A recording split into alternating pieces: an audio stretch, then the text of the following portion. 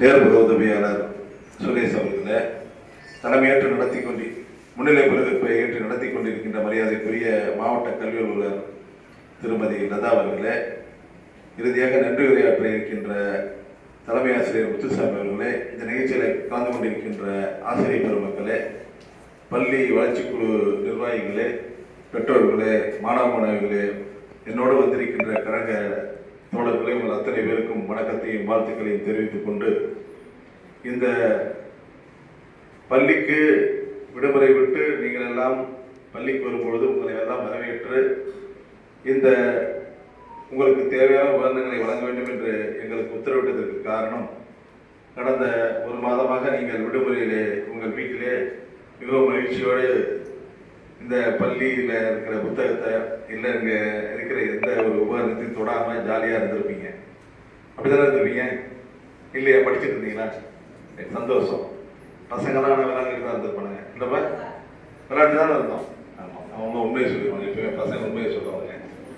நல்லா பசங்கள்லாம் ஜாலியாக விளையாண்டுட்டு இருந்தீங்க, பிள்ளைங்கள்லாம் படிச்சுட்டு இருந்தீங்க, ரொம்ப சந்தோஷம். இருந்தாலும் கூட நீங்கள் 11வது படிக்கிற மாணவர்கள் நினைக்கிறீங்க, இருக்கிற மாணவர்கள் 11, 12ஆவதா, அதெல்லாம் கட்டாயம் நீங்களாம் படிச்சுட்டு தான் இருந்திருப்பீங்க. சிறிய வகுப்பு மாணவர்கள் மகிழ்ச்சியோடு அவர்கள் அந்த விடுமுறையை கழித்திருக்கலாம்.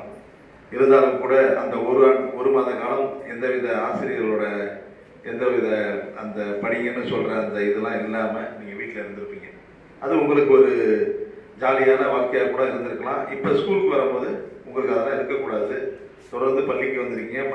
எங்களை போன்ற சட்டமன்ற உறுப்பினர்களை ஒவ்வொரு பள்ளிக்கும் அனுப்பி உங்களை உற்சாகப்படுத்தும் விதமாக இந்த உங்களுக்கு தேவையான உபகரணங்களை கொடுத்து நீங்கள் படிப்பிலே ஆர்வம் செலுத்த வேண்டும் என்பதற்காக ஒரு தமிழக முதலமைச்சரே நேரில் ஒரு பள்ளிக்கு சென்று இந்த உபகரணங்கள்லாம் வழங்குகிறார் என்றால் அவர் எவ்வளவு எளிமையான முதலமைச்சர் என்று நீங்கள் தெரிந்து கொள்ள வேண்டும்.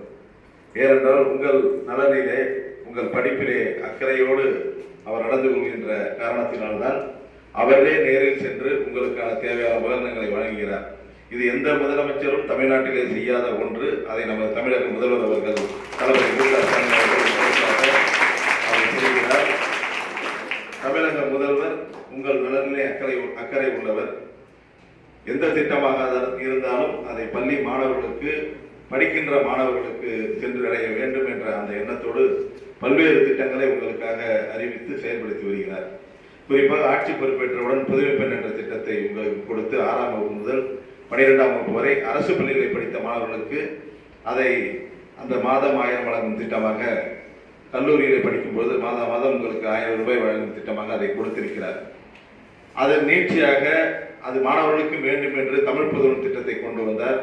அது அரசு பள்ளியில் மட்டுமல்ல, அரசு உதவி பெறும் பள்ளியில் படிக்கின்ற மாணவர்களுக்கும் அது பயன்பெற வேண்டும் என்பதற்காக அந்த திட்டத்தை மிகச் சிறப்பாக செயல்படுத்தி இங்கே இருக்கிற மாணவர்கள் அரசு உதவி பெறும் படிக்கிற மாணவர்களுக்கும் அந்த திட்டம் போய் சேரப்போகுது.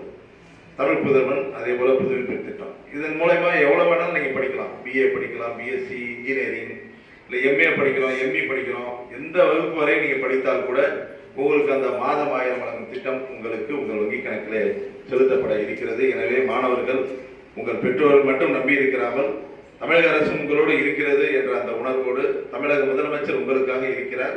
உங்கள் நலனின் அக்கறையோடு நீங்களாம் நல்லா படித்து நல்ல வேலைக்கு போக வேண்டும் நினைப்பதற்கு உங்கள் பெற்றோர் மட்டுமல்ல, தமிழ்நாடு முதலமைச்சரும் இருக்கிறார் என்ற அந்த உணர்வோடு நீங்கள் அத்தனை பேரும் மிகச் சிறப்பாக படிக்க வேண்டும். உங்களது பெற்றோர்கள் உங்கள் என்ன நினைத்து இந்த பள்ளிக்கு அனுப்புகிறார்களோ அதை நீங்கள் நிறைவேற்ற வேண்டும்.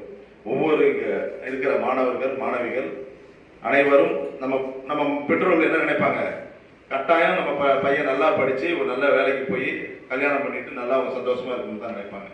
அப்போ நீங்கள் அதை நிறைவேற்றும் விதமாக நமக்கு இடையில பல நமக்கு தேவையில்லாத எண்ணங்கள்லாம் வரும், தோன்றும். அதையெல்லாம் எடுத்துக்கொள்ளாமல் படிப்பை மட்டுமே நினைவில் கொண்டு, அந்த படிப்பை மட்டுமே வாழ்க்கையாக கொண்டு படித்து முடித்து வேலைக்கு சென்று உங்கள் பெற்றோர்கள் நீங்கள் என்னவாக ஆக நினைக்கிறார்களோ அதையெல்லாம் அவர்கள் நிறைவேற்றி அவர்கள் மனதை குளிர்விக்க வேண்டுமாய் கேட்டு, தமிழக முதல்வர் உங்களுக்காக இருக்கிறார், நாங்கள் எல்லாம் இங்கே உங்களுக்காக இருக்கிறோம். எந்த தேவை என்றாலும் எங்களை அணுகுங்கள், உங்களுக்கான உதவிகளை செய்வதற்கு தயாராக இருக்கிறோம். நமது போக்குவரத்து துறை அமைச்சர் கடந்த காலத்திலே அந்த +2 மாணவர்களுக்கு, 10th மாணவர்களுக்கு தேவையான கையேட்டை கொடுத்தார். அதை எல்லா பள்ளிக்கும் கொடுத்தோம். போன வருஷம் கொஞ்சம் லேட்டாக கொடுத்துட்டோம்.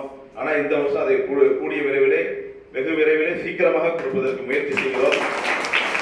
ஏன்னா இது அரியலூர் தரம்பூர் கிட்டத்தட்ட 4 தொகுதியை உள்ளடக்கி அவர் கொடுக்கிறாரு. எனவே இந்த முறை வெகு விரைவிலே கொடுப்பதற்கு முயற்சி எடுப்பதாக அவர் தெரிவித்திருக்கிறார். எனவே அவரும் இந்த தொகுதியிலே உங்களுக்காக செய்வதற்கு தயாராக இருக்கிறார். எனவே பள்ளி மாணவர்களுக்கு என்றால் உடனடியாக செய்யக்கூடியவர்கள் தான் திராவிட முன்னேற்ற கழகத்தை சேர்ந்தவர்கள் என்பதை தெரிவித்துக் கொண்டு, பள்ளி மாணவ மாணவிகள் உங்கள் பெற்றோரின் எண்ணத்தை நிறைவேற்ற வேண்டும் என்ற அந்த ஒரு கோரிக்கையோடு நீங்கள் அத்தனை பேரும் நலமோடு படித்து நல்ல முறையிலே மிகச்சிறந்த ஒரு நிலையை அடைய வேண்டும் என்று எனது வாழ்த்துக்களை தெரிவித்துக் கொண்டு வாய்ப்பிற்கு நன்றி தெரிவித்துக் கொள்கிறேன். நன்றி, வணக்கம்.